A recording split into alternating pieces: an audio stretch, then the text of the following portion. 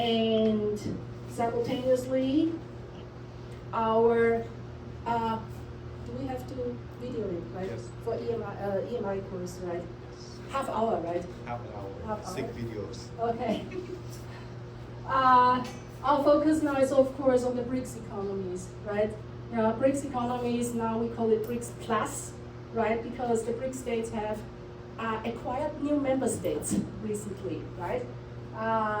So in addition to Brazil, Russia, India, China, South Africa, new members have joined, right? New member states like Iran, Egypt,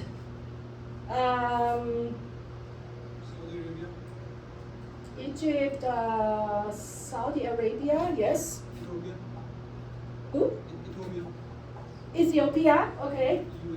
UAE. UAE, right? Okay. They have so BRICS Plus, okay, representing fast growth markets, with large populations, right? So these are some of the traits, of very promising BRICS markets, right? And actually, they are contemplating, right,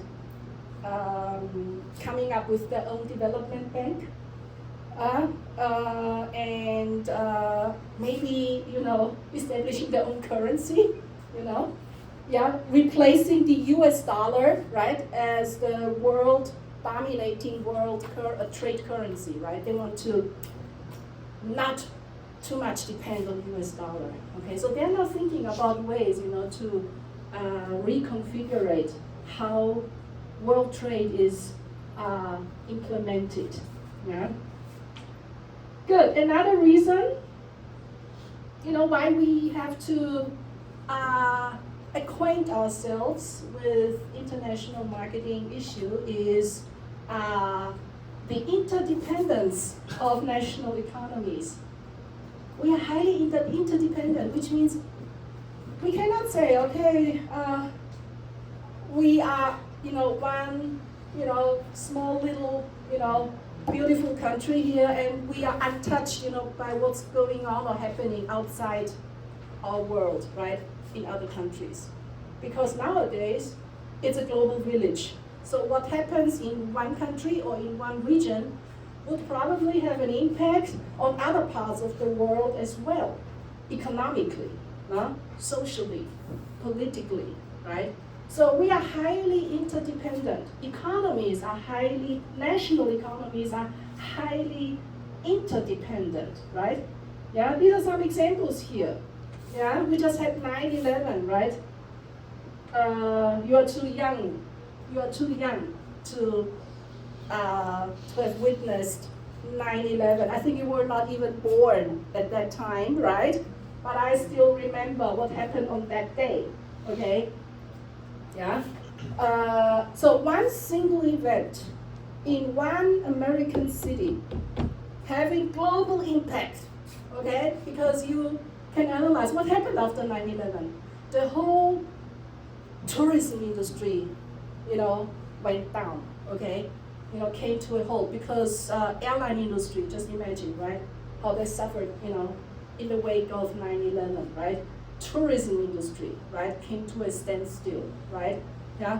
So it afflicted the whole world actually.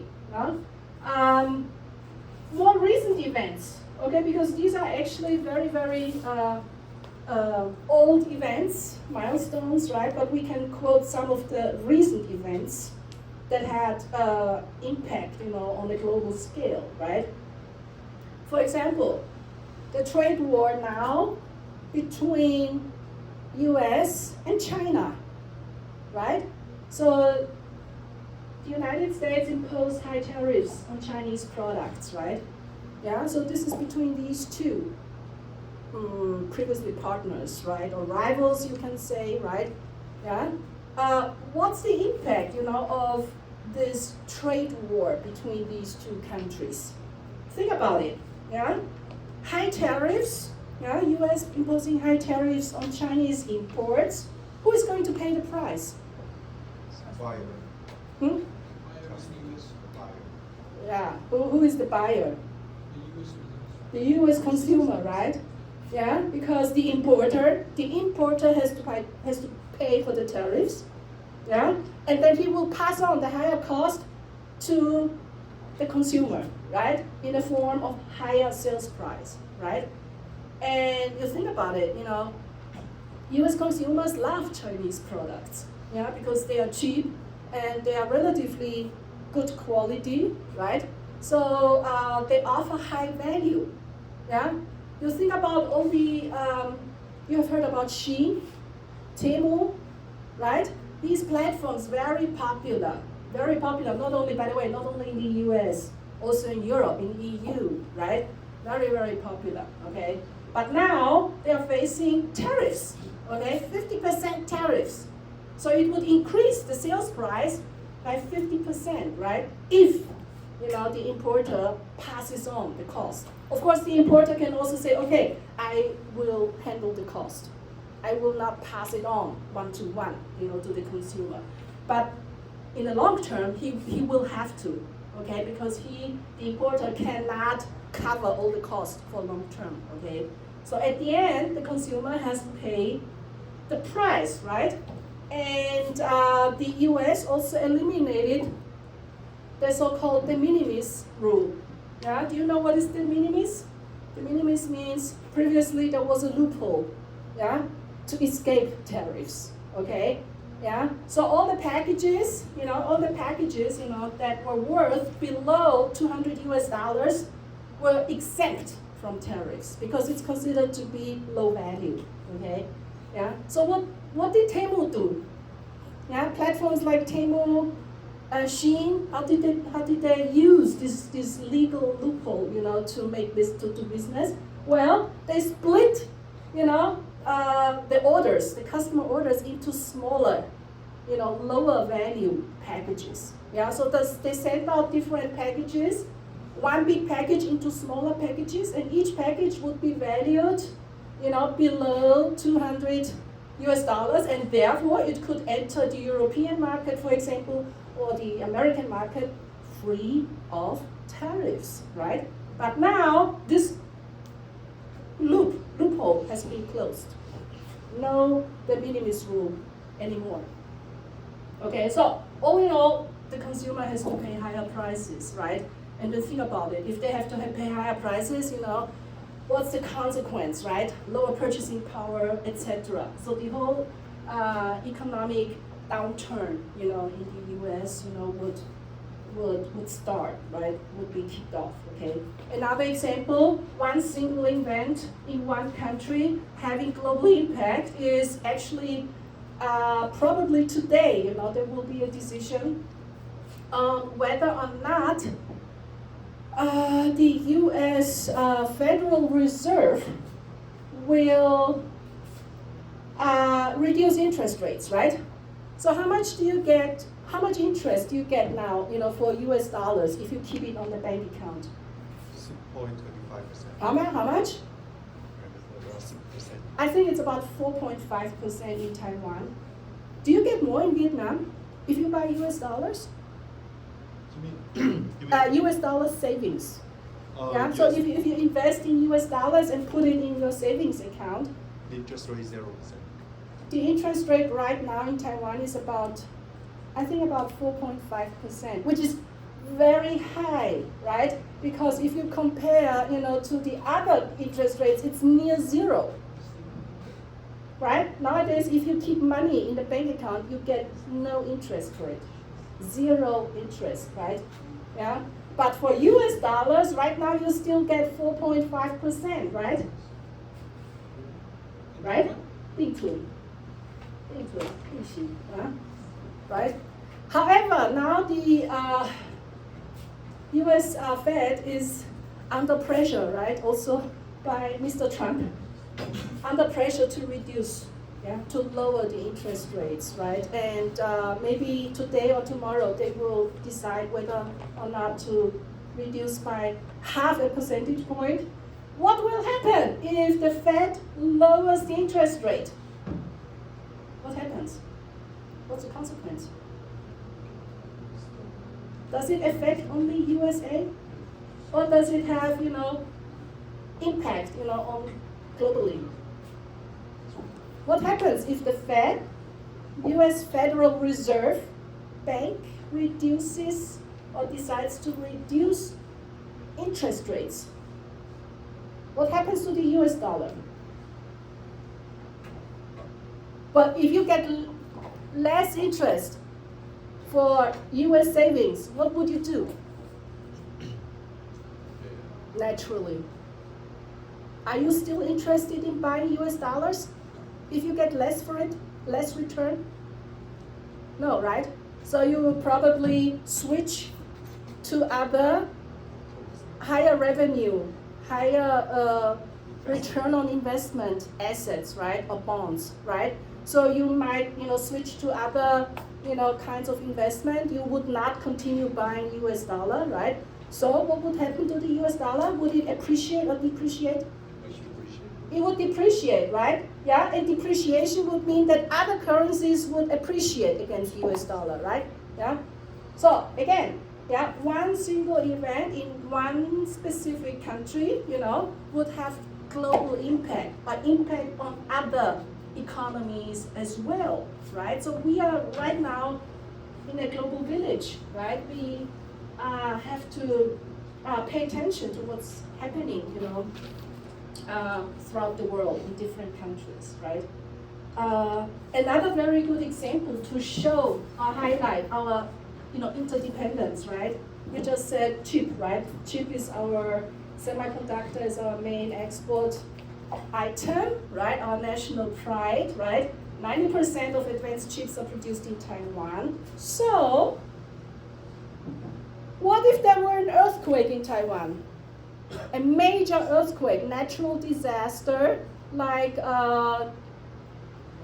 when was that? 1999年，921吗？921地震是不是？那个叫做921，1999年的时候，对不对？921嘛，对不对？Yeah, in 1999, September 21st, there was a major earthquake in Taiwan, causing a lot of destruction in central Taiwan because the epicenter at that time was in Taichung, yeah, in Nantou, okay, in central Taiwan, and a lot of factories are actually there. Yeah, a lot of manufacturers factories are there. They are all damaged, okay. What happened then? Yeah, a lot of Taiwan export items, production, was stopped, right? So it was stopped. So actually, the customers, in foreign countries, right? They were waiting to receive the goods, but there was no goods for some time. Okay, computer parts, for example, yeah, semiconductors, right? Yeah, so. Natural disaster, I don't even dare to think about what would happen in a case of war. Okay, if there were some, political conflict and war happening here in Taiwan, what would be the impact, on global industry like automotive industry, yeah, computer industry worldwide, right? They would not, be able, to be supplied with critical components, chips, right? Okay, so interdependence of national economies, right? Yeah. Show you some examples here, okay? And also the rapid growth of international trade is also due, to international organizations like WTO, right, which promotes free trade, yeah. Which promotes countries, to join economic free trade blocs, yeah, such as NAFTA, European Union, right? Development of these blocs is still ongoing, yeah. However, we can see, with respect to point 1, okay. The rapid growth, of multinational market regions, right? We see that the current trade alliances, as we know them, yeah, for example, EU or NAFTA, are being reconfigured right now, yeah, which means that the EU, for example, right, used to see the United States as a main trading partner, okay, yeah, transatlantic partnership, so to say, right? But now the EU is actually trying to shift, over-reliance on American market. Okay, so they are looking for other trade partners as well. And in fact, just last week, right? I think I mentioned it in the first week, in the first session, right? The EU just signed a new trade agreement with the Mercosur. Okay, so Mercosur is a common market. It's also a free trade area among 4 countries in South America. Okay, Mercosur includes Paraguay, Uruguay. What else? You look it up. Okay, in South America. Can you look it up? Mercosur countries. They join a free trade or sign a free trade pact agreement with EU. Yeah, so it is called EU Mercosur Agreement, and it makes or creates the world's largest free trade area. Okay, yeah. So we see, the birth of new kinds of alliances, popping up, yeah, being generated. BRICS Plus I just mentioned. Okay, BRICS Plus, BRICS is also extending, new members, welcoming new members. Okay, so this is an ongoing issue here. Okay, promoting international trade. Okay, good. Of course, for some companies, this is just another figure here for your reference. Okay, for some global companies, of course, they focus on global markets. You can see here the percentage of sales that is generated outside the home country, outside the United States, right? The percentage. Okay, for some companies, it's really a very high percentage. So they depend heavily on international trade, right? They depend heavily on foreign markets to continue growth. So we have Amazon, for example. Yeah, Amazon, right? 1/3 of sales turnover from domestic markets, right? But the other 2/3 actually from outside the United States. Yeah. Companies like Boeing, right? Yeah, they produce passenger planes, right? They serve, to airlines worldwide. Not only to airlines, right? Also to defense ministries. Okay. Caterpillar, GE, right? GE, Johnson & Johnson, Microsoft. Okay. Yeah.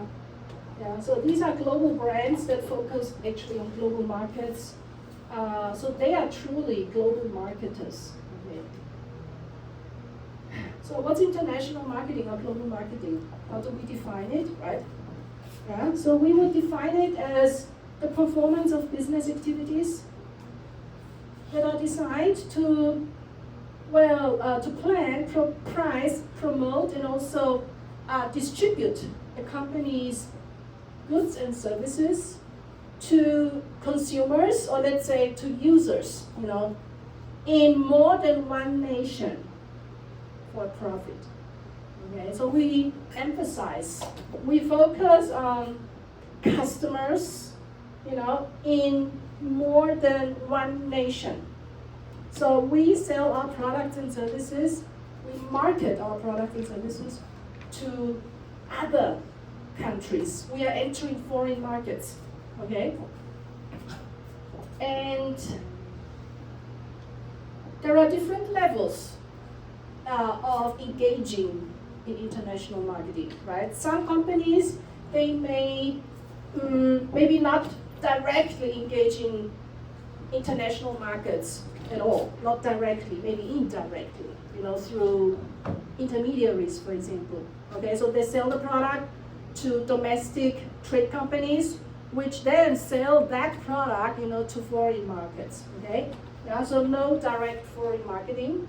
infrequent foreign marketing, yeah, regular foreign marketing, yeah, versus truly, international or global marketers, right? So there are different levels of how and to what extent companies are engaged in foreign markets, and we can actually identify, yeah, three strategic marketing orientations here, okay, depending on what level of involvement in international markets we have, right?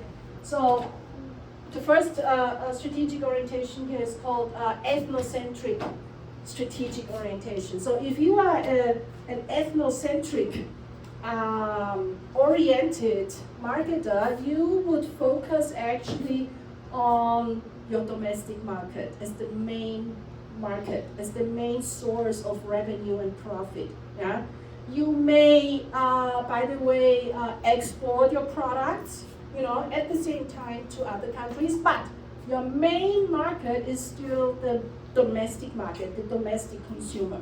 Okay, so many companies, many, especially smaller companies, right? Small and medium-sized enterprises, they are ethnocentric in terms of strategic orientation. To them, international marketing is not important. Yeah, it's not the main point, right? They focus on domestic customers. Okay, yeah. However, let's take a look. Polycentric, strategic orientation. What would that mean? Yeah, polycentric would mean that as you enter foreign markets and operate, in other countries, right? You would be focused, on the differences between those markets. Yeah, you realize and recognize, or you try to focus, on the challenges posed by the differences between these markets. For example, culture may be different. Yeah. For example, legislation, in different countries, in different markets, would be different. Consumer behavior, values, lifestyles, may be different. Okay, so because of these social, cultural, political, legal, and also political differences, in the framework, in the market environment, because of all these differences, the polycentric, strategic orientation would propose the marketer, to adapt the marketing strategy to exactly fit that specific market. Okay, yeah. Whereas a geocentric strategic orientation would call for a more standardized marketing strategy that could be applied to different countries, yeah, or to a regional market. Okay, so it's a more standardized approach versus a more, let's say, a more adapted approach, right? Yeah. Okay, so polycentric versus geocentric, yeah. In other words, localization strategy versus standardization strategy.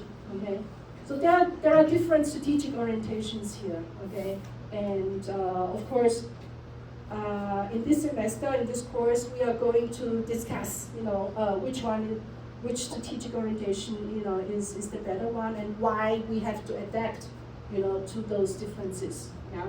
So let's take a look at this framework here. This is a framework which you can use to analyze your host destination. So we start out with the inner circle here. Okay, you can see at the heart of any kind of marketing strategy, right? We, of course, focus on our customer, right? Yeah. So this is the target market here, our chosen target market. Okay. So for your final assignment, we said our brand is called what? All right. Have you visited the website? Yeah.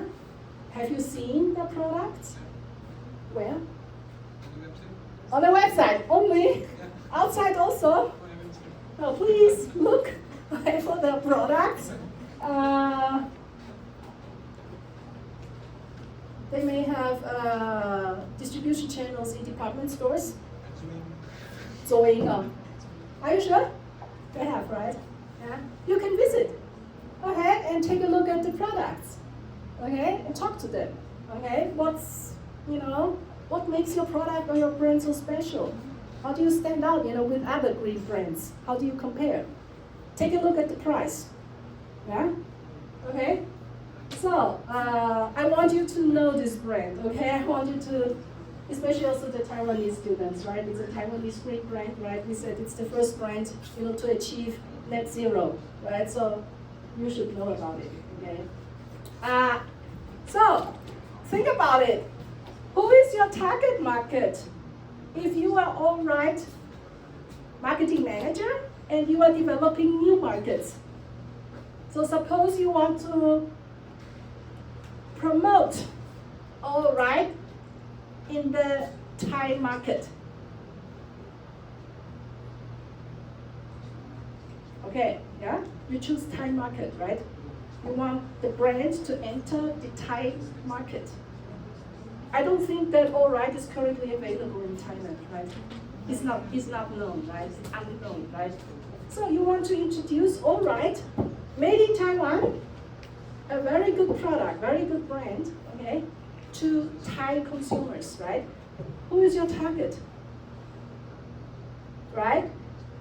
This is, one of the first questions, that you would have to think about or discuss, and elaborate, okay? Certainly not everybody, right? You will focus on specific segments, who may be interested in this kind of product, in this kind of price level, who would appreciate, the value provided by this brand. Certainly not everybody, So who do you consider to be your target customers in the house destination? This is at the heart of every marketing strategy. We have to be clear about our target. Why? Because depending on the target, we would then design our marketing strategy, right? Yeah? And our marketing strategy, as we know, right, consists of primarily 4 elements, right? The 4 Ps, right? Yeah? So our product and services, right? Our price, pricing strategy, price levels, and value, to put it in more general term, yeah? The way we promote the brand. So talking about Thailand, right? Obviously, this brand is currently unknown in Thailand. Yeah. So if you ask a Thai, Thai people, have you heard about All Right before? They say no. Okay. So how do you, promote a new brand in a new destination, right? To the chosen target. Okay. Yeah. What kind of promotional tools would you use? Right. Communication channels, integrated marketing communication. Right. Yeah. And the last P here, of course, is concerning placing or distribution channels. Right. So we just mentioned. Sid, you just mentioned that what? Zoeing, Xinguang Sanyue, the Xinguang department store. You mean?